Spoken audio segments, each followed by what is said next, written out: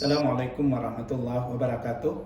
Selamat pagi, salam sejahtera untuk kita semua. Saya Dr. Syakrani, SPD, MPD, dosen program studi pendidikan guru pendidikan anak usia dini, Fakultas Keguruan dan Ilmu Pendidikan Universitas Lambung Mangkurat. Video pembelajaran ini dibuat dalam rangka memenuhi persyaratan bidang pengajaran dalam program sertifikasi dosen 2025. Adapun mata kuliah yang pernah saya ampu, pertama neuroscience, yang kedua kepemimpinan pendidikan, yang ketiga administrasi dan manajemen sekolah, yang keempat belajar dan pembelajaran, yang kelima kemitraan sekolah, yang keenam pengembangan nilai agama dan moral anak usia dini, yang ketujuh pembelajaran anak usia dini berbasis lingkungan. Pembelajaran anak usia dini berbasis lingkungan dengan mata kuliah berkode AKK 4309 untuk mahasiswa semester 3. Diharapkan dengan mata kuliah ini mahasiswa mampu menerapkan pemikiran logis, kritis, inovatif, bermutu, dan terukur dalam melakukan pekerjaan yang spesifik di bidang pendidikan anak usia dini, serta sesuai dengan standar kompetensi bidang yang bersangkutan. Juga diharapkan mahasiswa mampu melakukan pengelolaan kelas dan pengelolaan lingkungan sebagai bagian dari pembelajaran yang kondusif. Pada mata kuliah ini juga mahasiswa belajar tentang pentingnya pengelolaan lingkungan bagi perkembangan anak usia dini. Pengalaman langsung dalam pembelajaran menjelaskan melalui pengalaman pembelajaran mengenal tumbuhan, hewan, sungai, bahkan menjelaskan melalui pendekatan pembelajaran mengenal tentang burung, pendekatan eksplorasi dalam mengenal batuan, mampu mendesain field trip kegiatan di lingkungan pedesaan, perkotaan, serta mampu mendesain pembelajaran dalam pendekatan lingkungan. Mata kuliah ini sudah berbasis OBE, Outcome Based Education, di mana mahasiswa dituntut memiliki kompetensi yang relevan di dunia kerja, berkontribusi pada masyarakat. Adapun model pembelajaran yang digunakan dalam mata kuliah ini Project Based Learning atau PJBL, di mana mahasiswa memulai observasi langsung di sekolah, lalu kembali ke kampus untuk pendalaman materi, kemudian bimbingan untuk pembuatan produk, diseminasi hasil produknya yang sudah dirancang, sampai mengimplementasikan produk yang dibuat di masyarakat. Itulah yang akan menjadi dasar penilaian saya. Penilaian di mata kuliah ini ada beberapa jenis evaluasi. Yang pertama tentang keaktifan mahasiswa dalam kehadirannya itu minimal 80% dalam perkuliahan. Kemudian ada tugas kelompok, ada seminar kelompok, diskusi kelas, kemudian ada ujian tengah semester dan ujian akhir semester. Dalam menyusun makalah di mata kuliah ini, mahasiswa menyusun makalah berdasarkan pemahaman dan analisis tentang materi utama dan referensi pendukung, terutama di jurnal-jurnal pendidikan. Makalah diketik dengan kertas ukuran A4 dengan layout 4 cm sisi kiri dan sisi atas, 3 cm sisi kanan dan sisi bawah, jenis huruf Times New Roman, panjang paper antara 10 dan 15 halaman. Demikian penjelasan mata kuliah yang saya ampu ini. Terima kasih untuk semuanya. Assalamualaikum warahmatullahi wabarakatuh. Setelah ini kita saksikan video pembelajaran saya.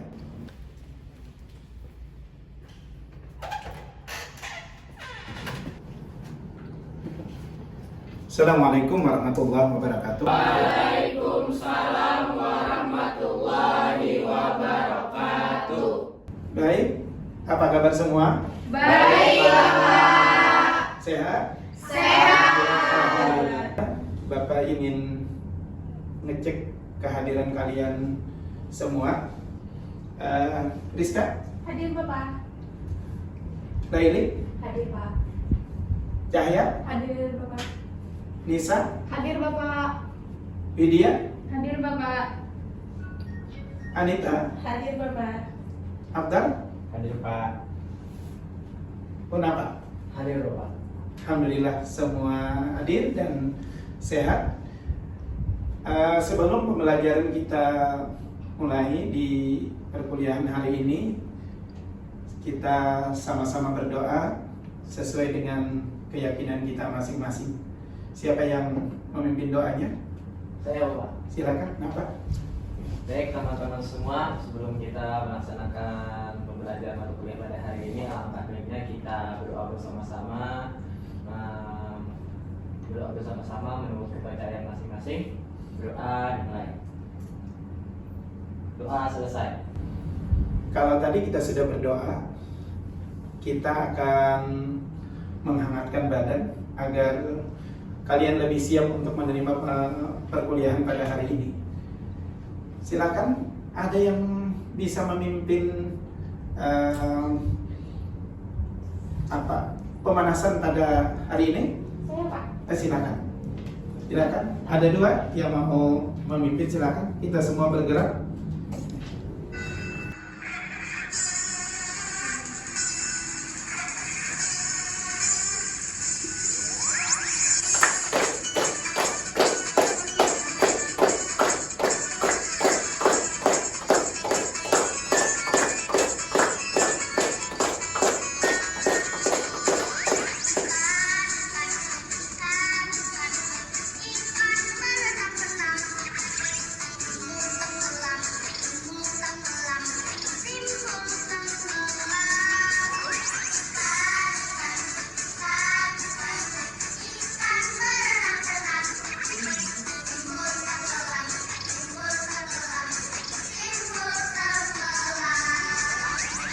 Bagaimana?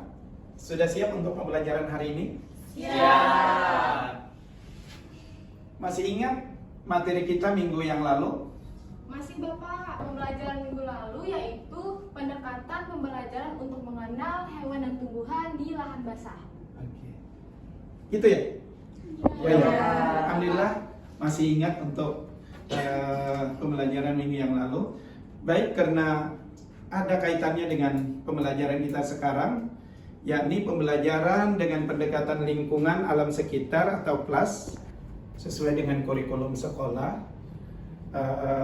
Lingkungan akan menjadi media pembelajaran khususnya di pendidikan anak usia dini. Ada yang bisa menjelaskan tentang konsep lingkungan? Saya Bapak. Silakan. Apa?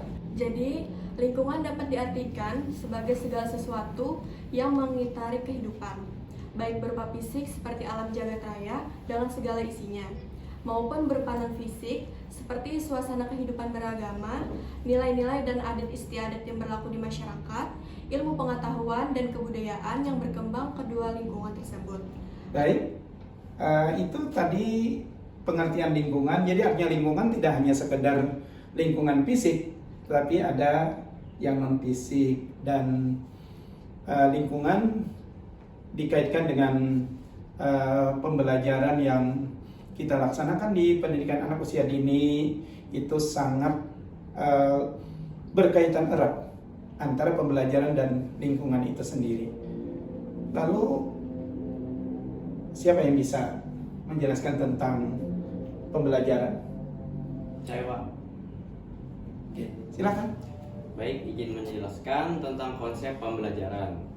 Pembelajaran merupakan suatu upaya yang dilakukan oleh pendidik untuk menyampaikan suatu ilmu pengetahuan dan mengorganisasi dan menciptakan sistem lingkungan dengan berbagai metode sehingga peserta didik dapat melakukan kegiatan belajar secara efektif dan efisien serta dengan hasil yang optimal. Itu yang bagus, pembelajaran yang dirancang oleh pendidik untuk peserta didik itu dalam rangka untuk mencapai hasil yang memang diinginkan. Setelah kita mengetahui tentang pengertian lingkungan dan pembelajaran yang dijelaskan oleh rekan-rekan kalian tadi, kita akan membahas hari ini tentang pengertian pembelajaran pendekatan lingkungan alam sekitar yang pasti akan memanfaatkan segala sesuatu yang ada di lingkungan sekitar sebagai sumber belajar. Baik, kita akan sama-sama mempelajari tentang manfaat pembelajaran dengan pendekatan lingkungan alam sekitar. Yang pertama, manfaatnya peserta didik dapat mengalami pengalaman belajar secara langsung. Yang kedua, manfaat dari pendekatan lingkungan alam sekitar dalam pembelajaran, siswa lebih mudah dalam mendeskripsikan hal-hal yang ada di sekitarnya. Kemudian yang ketiga, ada yang bisa? Saya, Pak. Silakan.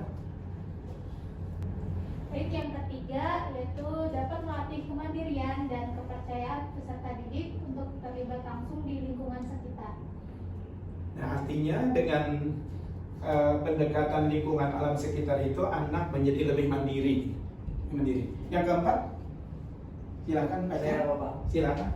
Untuk yang keempat yaitu dapat membantu peserta didik mengenali lingkungan alam di sekitarnya.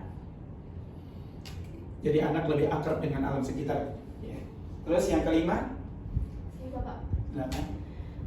Melatih siswa untuk menghargai lingkungan alam sekitarnya. Jadi dengan pembelajaran pendekatan lingkungan alam sekitar, anak lebih menghargai lingkungan, lebih menyayangi lingkungan, gitu ya. Oke. Langkah-langkah pendekatan lingkungan alam sekitar. Berikutnya, sebagaimana pembelajaran materi-materi yang lain, langkah-langkahnya dimulai dari perencanaan pendekatan lingkungan alam sekitar, kemudian perencanaan itu dilaksanakan, kemudian ya dievaluasi. Itu seperti pembelajaran materi-materi yang lain. Kemudian kelebihan dari pendekatan lingkungan alam sekitar sebagai media pembelajaran, yang pertama menghemat biaya karena memanfaatkan benda-benda yang telah ada di lingkungan. Jadi tidak perlu jauh-jauh, tidak perlu menggunakan ongkos untuk mendatangi karena alam sekitar sudah bisa menjadi media pembelajaran. Yang kedua, praktis dan mudah dilakukan. Tidak memerlukan peralatan khusus seperti listrik, media elektronik, kemudian hal-hal yang barangkali memerlukan tenaga dan biaya yang pelaksanaannya itu, tapi dengan menggunakan alam sekitar itu lebih praktis. Kemudian memberikan pengalaman yang real kepada peserta didik, kemudian pembelajaran itu bersifat konkret dan anak tidak verbalistik. Dan memang anak-anak usia dini itu mereka adalah tahunya yang konkret. Jadi kita tidak bisa memberikan pembelajaran yang barangkali menghayal, tetapi dengan alam sekitar anak lebih berpengalaman di dalam pembelajarannya. Kemudian pembelajaran lebih aplikatif karena bisa langsung dipraktikkan. Siswa dapat berinteraksi secara langsung dengan benda, dengan lokasi, dengan peristiwa. Nah, ini kalau alam sekitar yang kita gunakan sebagai media pembelajaran. Baik, itulah tadi kelebihan dari pendekatan lingkungan alam sekitar dalam pembelajaran anak usia dini. ketika kelebihannya ada, pasti ada kelemahannya. Nah, kelemahan dari pendekatan lingkungan alam sekitar dalam pembelajaran anak usia dini, pertama tidak efisien karena membutuhkan waktu yang agak lama dalam proses pembelajaran, apalagi kalau kita menggunakan lingkungan di luar sekolah. Kemudian yang kedua, bagi peserta didik yang tertinggal dalam proses pembelajaran, dengan menerapkan pembelajaran menggunakan pendekatan lingkungan ini, mereka akan terus tertinggal dan sulit mengejar ketertinggalannya. Ini bagi anak yang tidak ikut dalam kegiatan itu. Kemudian kelemahan daripada pendekatan lingkungan alam sekitar yang lain, barangkali ada yang tahu. Ketika kita melihat kelebihannya tadi, pasti ada kelemahan-kelemahannya. Ada? Saya Pak. Silakan. Selanjutnya tuh ada kemampuan yang didapat oleh peserta didik akan berbeda-beda dan tidak merata. Ya, memang sesuai dengan karakteristik anak usia dini yang mereka juga berbeda-beda dalam penyerapan pembelajaran. Nah, ketika pendekatan lingkungan alam sekitar dilaksanakan, ya pasti juga peserta didik berbeda-beda di dalam mendapatkan materi itu dan pengetahuan itu. Oke. Untuk berikutnya, bagaimana implementasi pembelajaran dengan pendekatan lingkungan alam sekitar di pendidikan anak usia dini. Nah, pembelajaran di pendidikan anak usia dini dengan pendekatan lingkungan alam sekitar bisa dilakukan dengan melibatkan anak-anak di dalam beraktivitas berhubungan dengan alam, seperti mengajak anak-anak ke taman, ke kebun, mengenal tumbuhan, serangga, hewan kecil, dan lain sebagainya. Kemudian selain itu, peserta didik juga bisa mengumpulkan daun, mengumpulkan batu-batuan, kemudian juga mengumpulkan bunga-bunga sebagai bahan bermain sambil belajar, seperti menghitung, mengenal warna, atau membuat kerajinan dari lingkungan alam sekitar itu. Hal ini bukan hanya membuat anak-anak kita, peserta didik kita lebih paham dengan alam, tapi juga melatih kepekaan mereka terhadap lingkungan, sekaligus menanamkan rasa cinta dan tanggung jawab mulai dari anak usia dini, sehingga ketika mereka beranjak dewasa nanti, mereka lebih menyayangi lingkungan, memelihara lingkungan, dan mereka juga akan memanfaatkan dengan sebaik-baiknya lingkungan di sekitarnya. Setelah materi kita bahas bersama dan kita pahami bersama, kalian akan berkelompok sesuai dengan kelompok minggu yang lalu. Sudah siap? Siap, Pak. Baik, disilakan untuk mengambil posisi kelompoknya masing-masing.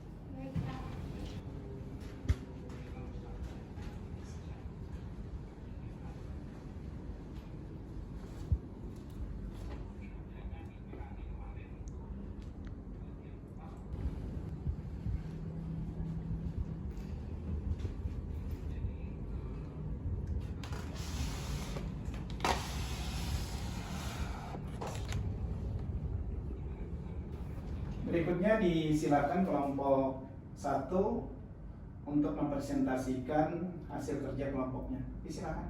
Ini kami izin dari kelompok 1 mempresentasikan hasil media permainan edukatif kami yang kami kerjakan selama 3 minggu. Untuk media AP kami ini yang bertema yaitu kolam laut mini. Tujuannya apa saja? Yang pertama, mengenal anak pada jenis-jenis hewan pada laut. Yang kedua, mengembangkan motorik halus anak dalam aktivitas maunjun. Untuk maunjun ini termasuk bahasa Banjar, yaitu memancing.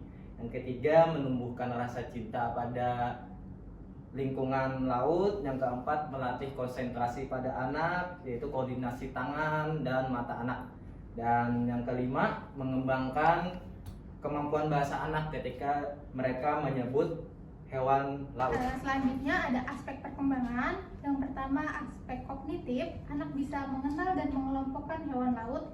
Yang kedua, motorik halus, anak menggunakan alat pancing mainan. Yang ketiga, ada aspek bahasa, anak menyebutkan nama-nama hewan laut. Yang terakhir yaitu sosial emosional, anak bermain bersama teman secara bergiliran. Lalu cara bermainnya, anak diminta untuk memancing hewan laut dengan menggunakan alat pancing mainan. Lalu setelah berhasil, anak menyebutkan nama hewan laut ini. Lalu guru menanyakan apa yang harus kita lakukan agar laut tetap bersih. Seperti itu. Lanjutkan penjelasan dari rekan saya sebelumnya. Selanjutnya ada nilai edukasi lingkungan dari apa yang sudah kami buat. Yang pertama yaitu ada anak belajar bahwa laut adalah rumah bagi banyak makhluk hidup. Yang kedua, kita juga dapat menjelaskan kepada anak pentingnya menjaga kebersihan lingkungan. Yang ketiga, kita juga bisa menumbuhkan rasa ingin tahu terhadap alam sekitar. Itu penjelasan dari kelompok 1 tentang API yang mereka buat. Silakan untuk memberikan masukan atau saran untuk API yang kelompok 1 bikin. Siapa yang mau memberikan masukan? Baik, izin masuk. Saya Ahmad Abdal Ansari dari kelompok 2, izin memberikan kritik atau sedikit masukan dari APE yang telah kalian buat. Mungkin menurut saya yang agak krusial di bagian perhiasan batu-batu itu seharusnya diganti seperti kertas yang diwarna atau origami atau lilin plastisin, karena itu sangat berbahaya bagi anak-anak jika dia memainkannya, mungkin entah dilempar atau dimakannya. Kita tidak tahu bagaimana anak itu bermain, karena anak-anak itu juga kadang tidak sesuai aturan, seperti yang kita berikan aturan main yang sudah dipaparkan oleh kelompok tadi. Mungkin cukup dari saya kritiknya. Baik, saya izin untuk menanggapi. Terima kasih kepada Ahmad Abdal Ansari dari kelompok 2 atas kritik dan sarannya. Mungkin kami akan memperbaiki dari untuk batu-batu ini, kami akan mengganti dengan clay atau lilin yang sudah disarankan. Terima kasih kelompok 2. Kita silakan kelompok 2 untuk melaporkan dan mempresentasikan hasil kerja kelompoknya. Disilakan. Baik, kami dari kelompok 2 yang beranggotakan saya sendiri, Nisa, teman saya Cahya, Afdal, dan Widya. Di sini nama media kami yang kami buat adalah diorama ekosistem lingkungan lahan basah. Nah, dari yang kami buat berfokus pada tanaman-tanaman yang ada di lingkungan lahan basah. Manfaatnya itu dalam aspek kognitif, mengajarkan anak-anak membedakan tanaman-tanaman yang ada di lahan basah. Selanjutnya pada aspek bahasa, anak belajar menyebutkan nama-nama dari tanaman atau tumbuhan yang ada di lingkungan lahan basah. Pada aspek sosial emosionalnya, anak belajar bekerja sama saat bermain kelompok. Pada aspek motorik halus, anak melatih koordinasi tangan dalam memainkan media AP tersebut. Dan yang terakhir, pada aspek seni, anak berimajinasi dalam menciptakan cerita dari gambar-gambar yang terdapat pada AP tersebut. Selanjutnya, apa tujuan media ini? Jadi kita bisa mengenalkan kepada anak usia dini tentang keanekaragaman makhluk hidup atau biodata yang hidup di lingkungan basah, terutama laut dan pesisir. Terus, hubungan antara hewan dan tumbuhan di lingkungan alam dan pentingnya menjaga habitat air. Baik, untuk alat dan bahan ataupun bagaimana cara memainkan media tersebut, pertama dari bahannya dulu. Untuk pertama kami menggunakan kertas print dan ada styrofoam berbentuk segi 4, dan kemudian ada kardus, kemudian ada kertas mika, dan beberapa print yang sudah bergambarkan animasi seperti di media tersebut. Adapun cara guna bermainnya yaitu anak mencabut dari styrofoam tersebut, terus anak menyebutkan apa nama tanaman atau pohon yang akan dituju. Seperti dari bagian sini, misalkan bagian darat atau lahan basah, anak akan menusukkan ke styrofoam seperti ini. Nah, dan seterusnya sampai dari tanaman tersebut tertusuk ke styrofoam yang telah disediakan. Aku benar-benar kopi terlepas asam terjadi. Mulai pada gunung neraka tuang dari alamat sisanya ini sekarang asam hal nangguhil alai lupas lagi gembira keselokan daud dilihat. Dipersilahkan kelompok 1 untuk menanggapi, memberikan saran dan masukan terhadap API yang kelompok 2 buat dan presentasikan tadi. Ada yang mau memberikan masukan? Ada, Bapak. Silakan. Baik, sebelumnya perkenalkan nama saya Laili Mustafsyirah. Mungkin sedikit kritik dari saya mengenai apa yang sudah kelompok 2 buat. Itu tidak terlihat adanya tulisan nama tumbuhan agar anak dapat mengenal simbol dan membaca. Mungkin itu aja. Baik, saya akan menjawab pertanyaan atau kritik dari Laili mengenai apa yang telah kami buat. Mungkin kami memang harus menambah beberapa subjek dari kata Laili tadi, harus ditambahkan beberapa poin-poin nama dari beberapa pohon atau tanaman untuk anak mengetahui pohon apa tersebut. Terima kasih atas kritik dan sarannya, kami akan memperbaikinya lagi. Luar biasa diskusi kita pada hari ini. Masing-masing kelompok sudah memaparkan apa yang sudah dikerjakan, tugas yang beberapa minggu yang lalu, kemudian kekurangan dari masing-masing kelompok sudah diberikan masukan oleh kelompok yang lain. Ini sangat luar biasa pembelajaran kita pada hari ini. Aplaus untuk kita semua. Baik, kalian ke posisi awal. Setelah kalian kembali ke posisi semula,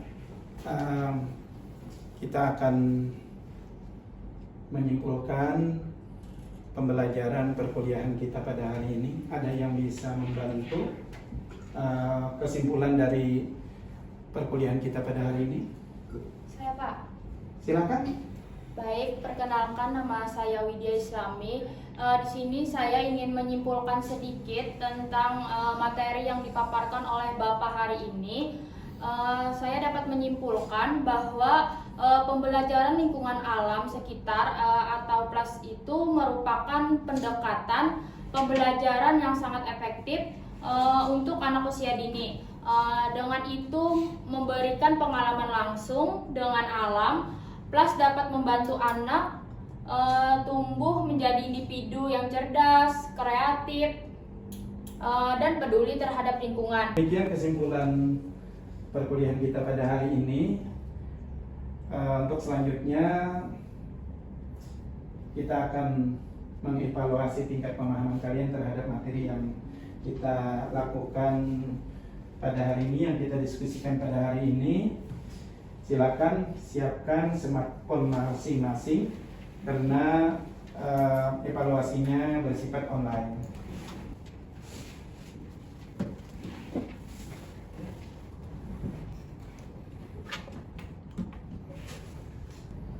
Baik, kita mulai.